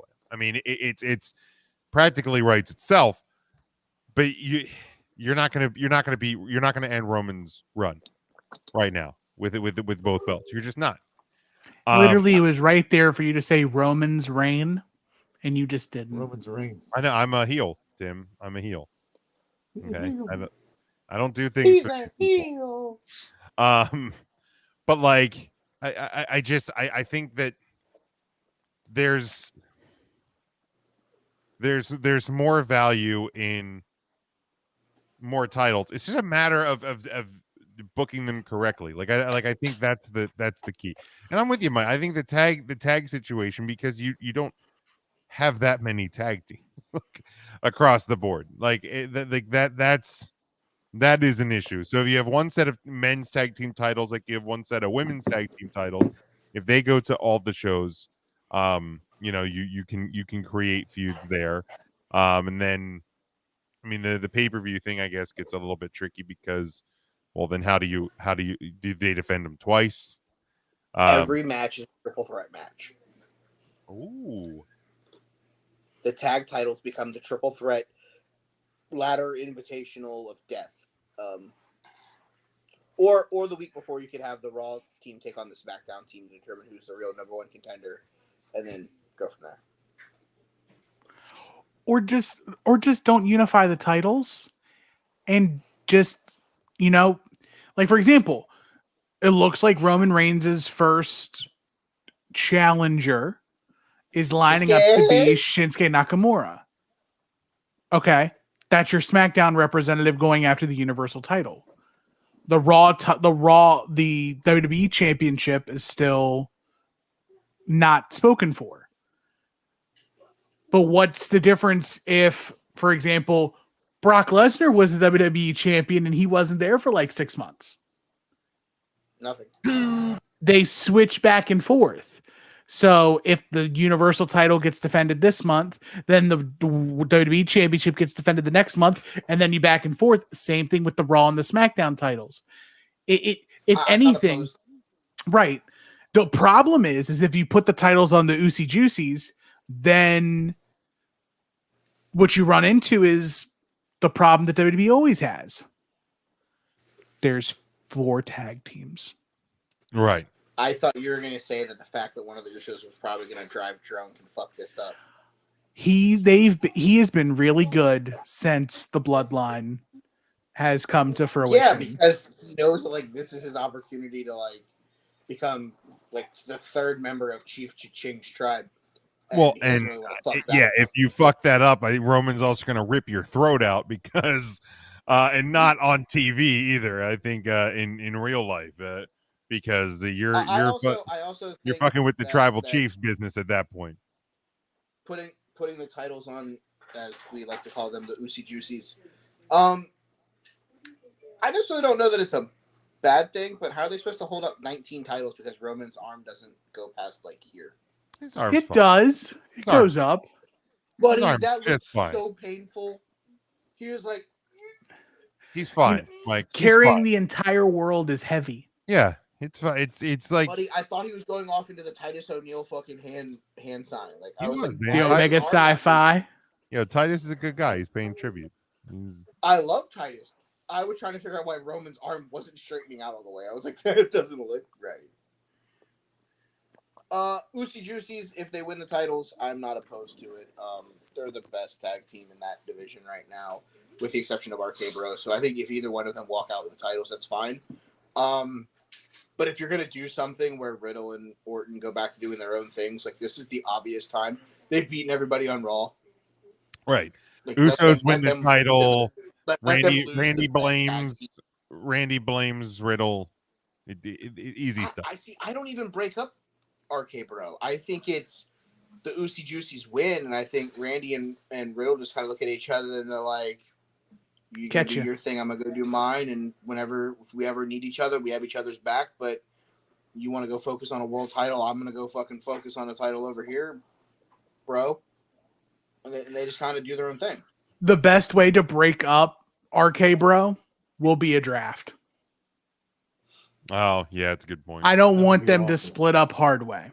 I don't either. Because I think that they're gold whenever they're together. And having Randy turn on a partner is just... Randy. It's too easy. Paint by numbers, guys. Here's the turn. We've all been thinking that it's coming for the last 3 months. I thought it was going to happen at WrestleMania, and they won. And I thought he was going to drop him. Yeah, not only did it not happen, they actually won. And then they stole the internet with all their meme faces with Gable Steveson. I am so done. How the kid crying is me thinking about Gable Steveson. It's oh my god, dude, I don't. Stevenson. He's got because that's his last name. His name is Steveson. His name is actually Steveson, which makes me hate him more. They got the N out. I hear he's got a rapist wit though. But let's see here. Charlie says, do it the way they did after purchase WCW. Each brand gets a shot at the title every other month. Right. So theoretically, you're going back to almost going back to the brand pay-per-views then, which I'm not opposed to, by the way. You'll never get brand pay-per-views. No, you won't. I wouldn't be opposed to it, but you're not going to. Personally, I am against title unifications. However, this is an exceptional time, and exceptional times call for exceptional decision making, and that decision making belongs to exceptional people. Roman Reigns, I dare say this run will never be duplicated again. I think this will go down as the greatest single run in wrestling history. It's better than Hogan. It's better than Bruno. It's better than Cena, because when Cena's reign of terror, Cena never was because every time Cena was doing it, Cena had Batista on the other side to counterbalance. And it was Cena and Batista. Are you sure about that? And when Hogan was doing it, Hogan had Macho Man. And then Hogan had Warrior. Who is Roman? Who is with Roman? There is none. It's literally the Roman show. The only person that even comes close to be Brock, but it's not like he's there constantly. So it's not. And that's the thing is there's nobody who's been consistently on his level through the duration. Well, well, I guess he has been on for this run. He's been on SmackDown the whole time. But yeah, with drafts and talent leaving for one reason or the next, there hasn't been the same cast of characters. So that's a good point there too. Intern Mark, any thoughts to title unification? Does it help? Title unifications. Well, I'm not a big fan. No. I like them. You know what? If we're going to keep them separated and do separate shows, let's keep them separated and do separate shows. This has been so washed down now since the WWE and the brand split and all that. I'm kind of over it. I'm a little upset. Oh, I'm sorry that you upset me. I'm sorry I upset you, Mark. I'm sorry I upset myself. I don't ever mean to upset you. I try not to do that. Try and be nice. Matt, what does Matt think about the title unification? Who gives a shit? My gosh. He's he really doesn't man of few words. Man of few words tonight. Let's close out here though. And I had already. What's that? We're gonna wrap up. Well, we're gonna do our last topic, and then we will wrap up. Is Devin still with us? Devin, I don't know. We haven't heard from old BDD in a while. He's still there. Well, that was a while ago. Maybe it was 10 minutes ago. Maybe the old weighed him down. Maybe he's passed out. It's got to be. It's got to be tiresome carrying that thing around all day. You think Matt cares that Devin's still here or not? Who gives a shit? That's hurtful. I thought of this. I was driving home. I was out and about taking care of some business on Monday, and I'm driving home, and it's kind of the reason that I named this episode "The Nightmare Narcotic," and it's a something that Tim's co-host Marcus over on the Final Wrestling Place coined this week. That I'm driving home, and it was getting near 8:00, and I'm like, I gotta get home. I want to see the start of Monday Night Raw this week, because I assumed they were going to kick it off with the Codester, with the old 7-star general, and I'm like, and I was like, I gotta see it. I want. It's the first time I remember. I mean, besides the Raw after Mania, but it's the first time in a while that I've been like, man, I want to sit and watch Monday Night Raw. I want to see what they're going to do with Cody this week, because last week was easy. Last week you're coming off of the high that is WrestleMania. Cody's big win on Saturday. That one's easy. You start the show with Cody. Why is he here? Why is he back? What's next for him? This week wasn't necessarily the same. We knew he was getting the match with The Miz.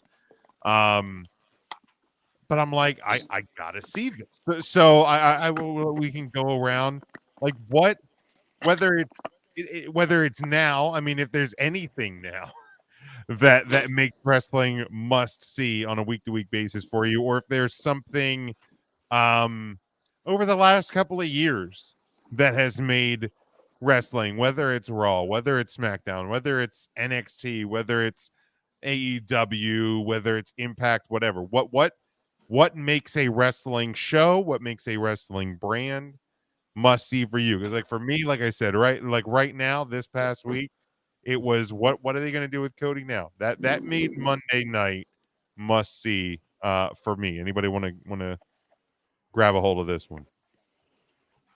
I would say it's the same thing that makes any TV show must see.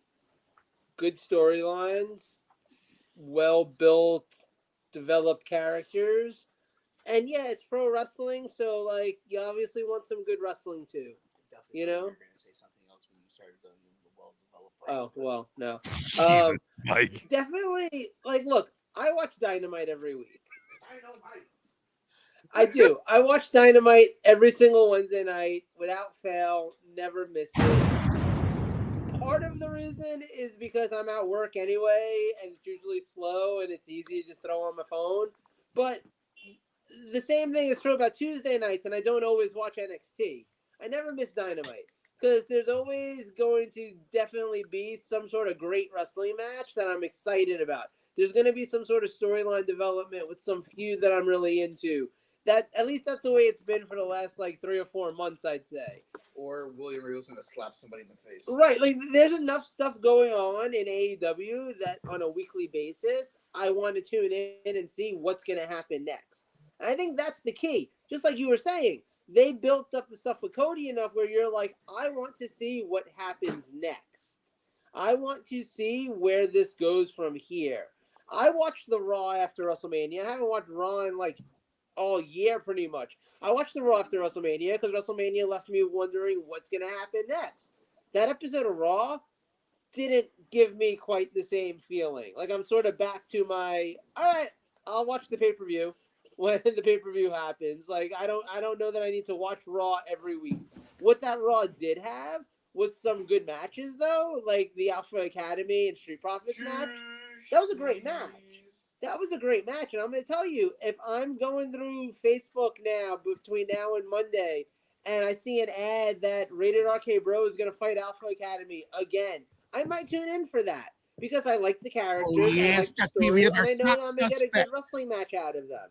So I think that's what it all comes down to, that you have to, just like any kind of entertainment, there has to be something there that makes you want to tune in every single week, which for me, more than anything else, with any other show, entertaining characters, entertaining stories, and I don't know. I mean, look, I'm watching The Ultimatum on Netflix, right?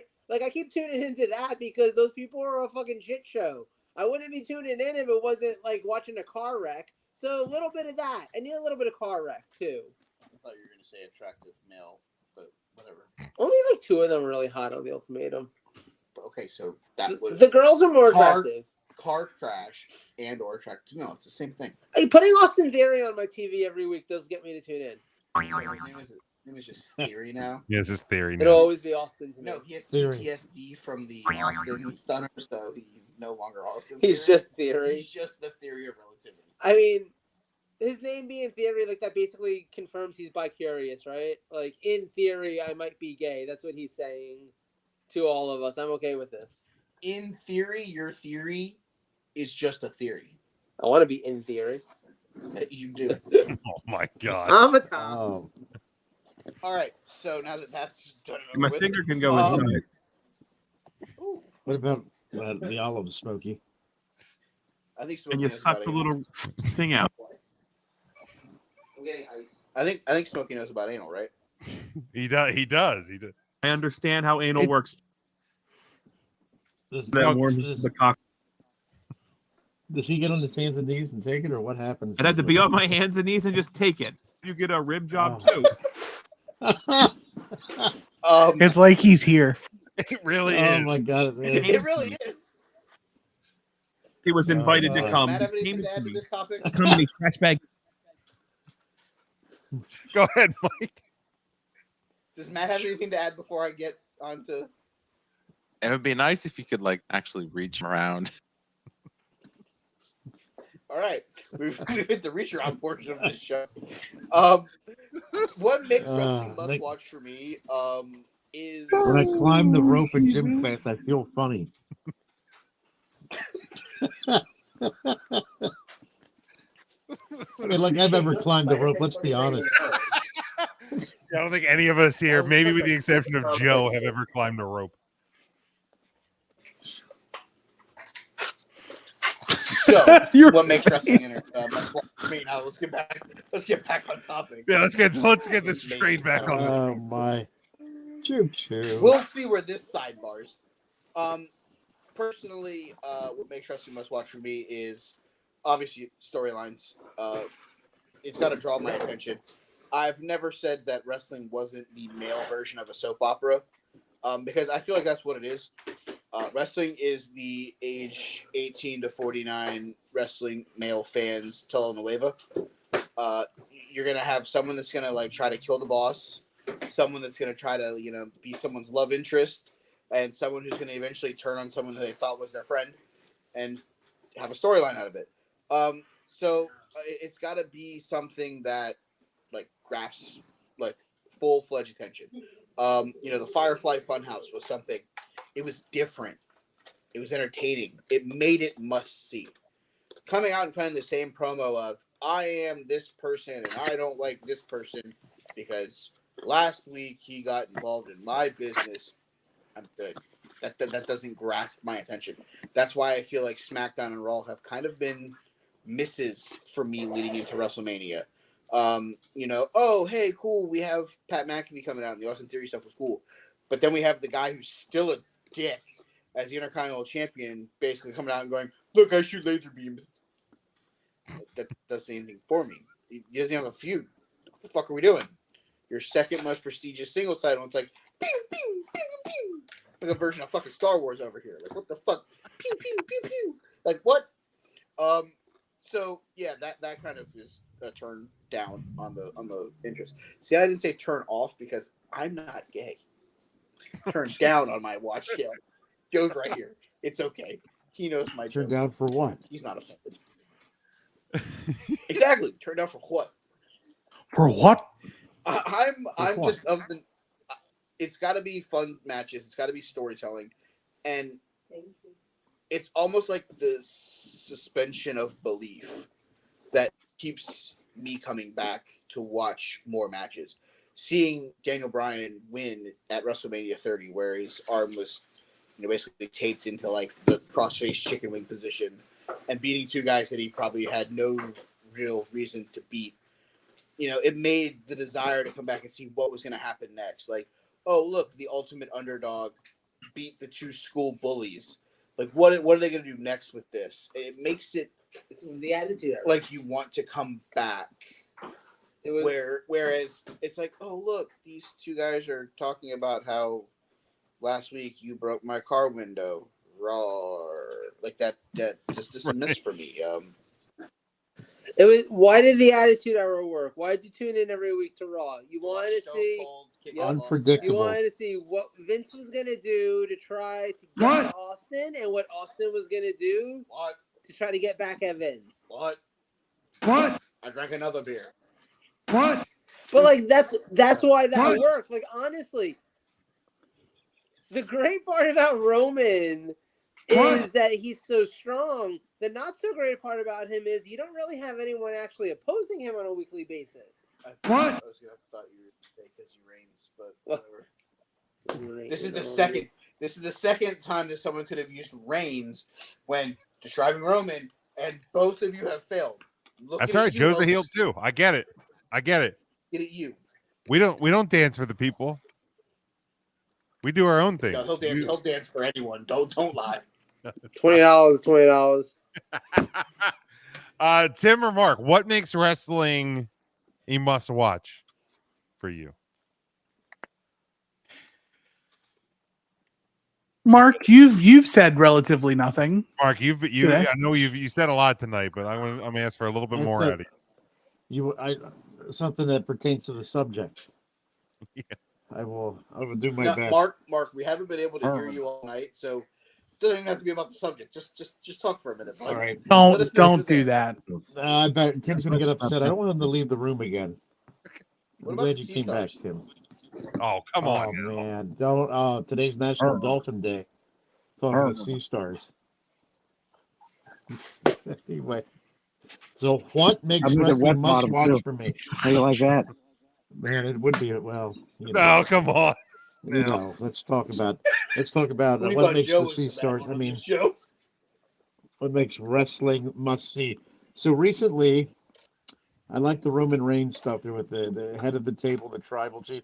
I will tune in to SmackDown to see my tribal chief, and I will acknowledge him.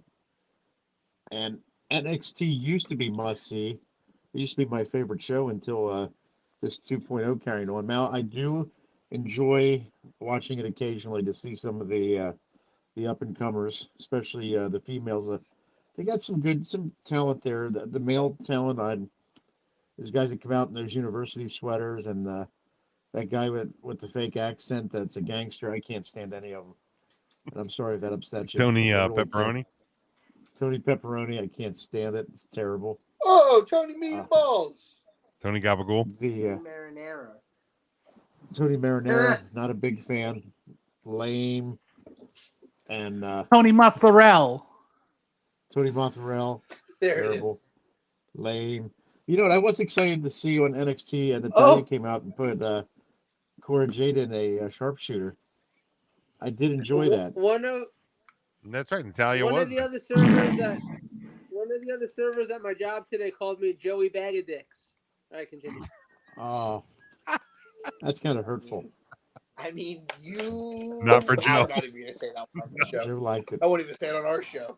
Not for Joe. Let's see what else. Raw. You know what I hate? The team RK Bro really grew on me. I really like them. I enjoy them very much. So I watch Raw, and I will not fast forward through them. Especially they got me to care about that Alpha Academy too, which I'm really surprised. I enjoy them a lot now as well. Shush, please. Shush, please. I found myself doing that the other night. I was shushing people.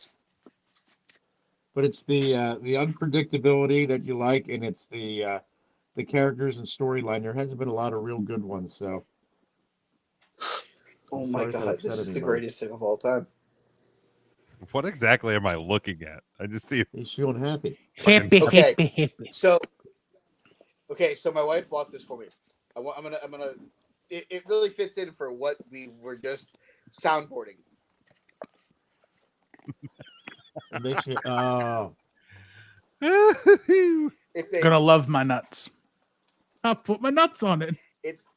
I will put my nuts on it. I will bet my nuts on it. Thank you. With authority. I like this one better. I'll put my nuts on it.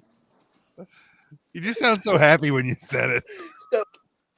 Oh, Tim's having So a good this time. literally has, like instructions on how to use it on the back end.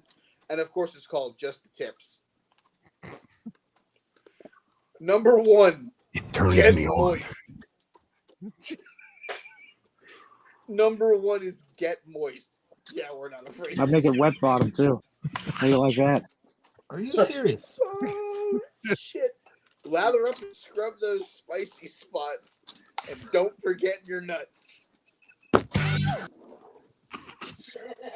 miss the O'Reilly. I miss that soundbite every week. Oh, God. Man, that's never tested on animals either. So any of you at home that with the PETA and animal cruelty, GFY.